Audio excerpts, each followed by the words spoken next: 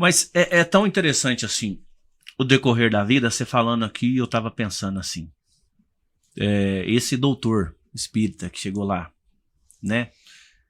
Passou por sua cabeça que ele foi plantado lá pelo seu pai e sua mãe, das pessoas que seu pai e sua mãe ajudou, que ele tava lá representando aquelas pessoas naquele momento? Beto, eu falo até dele e até do próprio João Pedro. O João Pedro, que sempre foi a generosidade, esse João Pedro de ser amor, doação. Uhum. O João Pedro, eu fiquei sabendo de coisas, assim, eu sempre soube que o João Pedro foi de um bom coração. Sim. De preocupar com o outro, desde pequenininho, Beto. A gente saía para Goiânia, Anápolis, algum lugar, se ele visse alguém vendendo alguma coisa no sinaleiro, aquelas crianças que ficavam ali, ou limpando o para-brisa, aquilo ali angustiava o João Pedro de uma forma. Ele tinha dó. Ele falava, mãe, não tem uma moedinha? Sempre a gente tinha que ter uma moedinha. Beto, e isso o João Pedro cresceu dessa forma que eu fico encabulada com cada história que eu ouço do João Pedro.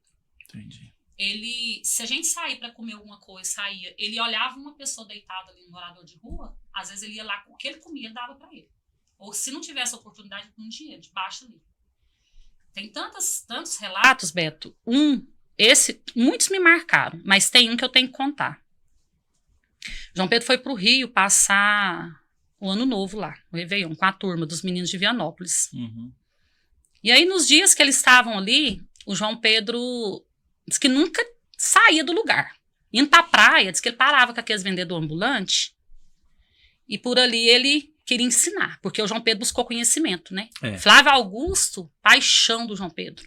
Tirou uma foto com o Flávio Augusto recente, nesse curso que ele foi em São Paulo. Ele mergulhou muito na leitura espírita. Com certeza. Uhum. E aí, os meninos chamavam, João Pedro, bora. Vai, nós não chegar na praia, não. Beto falava, peraí. Ele perguntava, quando você faz? Você tira isso, não sei o quê, não sei o quê. Enquanto ele não deu aula para essas pessoas que estavam ali, ele não caminhava. Aí os meninos insistiam ainda, e ele contando. Aí teve um fato que, além desse, no dia, acho que foi dia 3, eles foram para um bar à noite, e aí eles sempre voltavam de Uber, né, pro hotel. Uhum.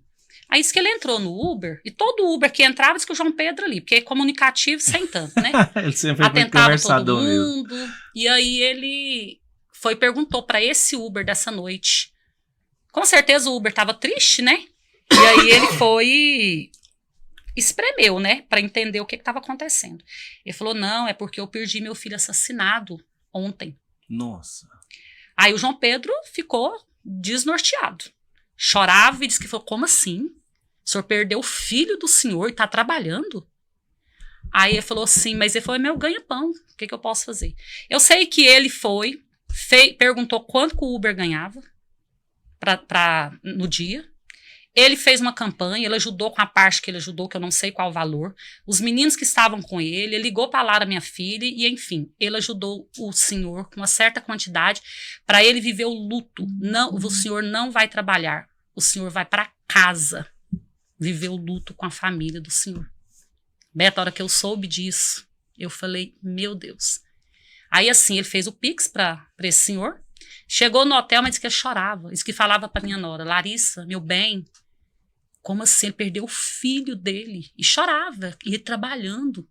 Enfim, uma dessas ajudas e tantas outras significativas que tem.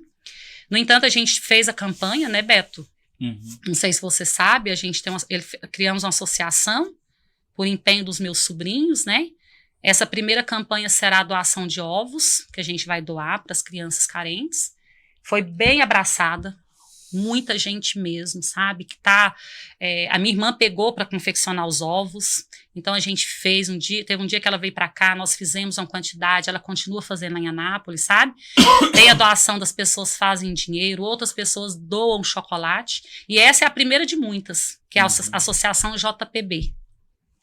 E eu tenho certeza, Beto, que isso nos fortalece. Uhum. Porque, eu imagino, sim. Sabe? E essa eu falo para todo mundo. É o princípio. O princípio. Porque o João Pedro, Beto, ele sempre sonhava em abrir uma ONG, sabe? Uhum. O que ele tinha, ele não queria só para ele. Nem o conhecimento e nem o que ele tinha em valor.